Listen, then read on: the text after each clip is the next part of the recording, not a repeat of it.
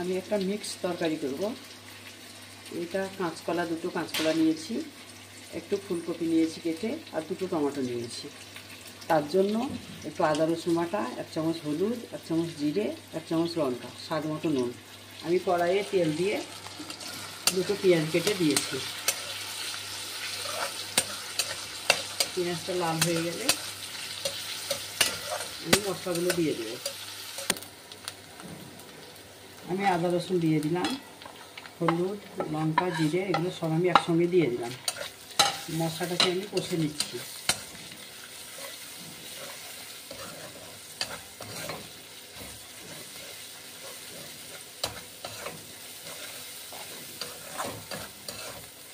আমি টমেটোগুলো দিয়ে দিলাম।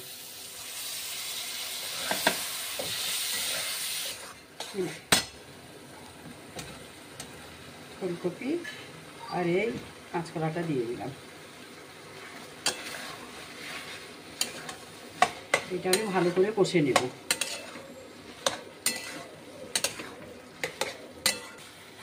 আমার কষা হয়ে গেল, এবার আমি পানি দিয়ে দিচ্ছি।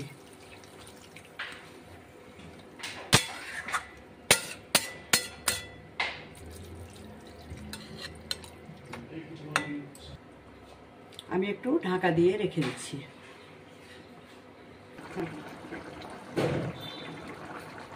এটা আমার হয়ে গেছে।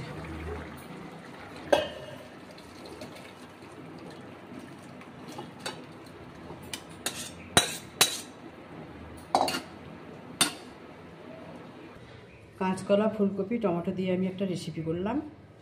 এইটা করে খেয়ে দেখবেন, ভালো লাগলে আমাকে সাবস্ক্রাইব করবেন।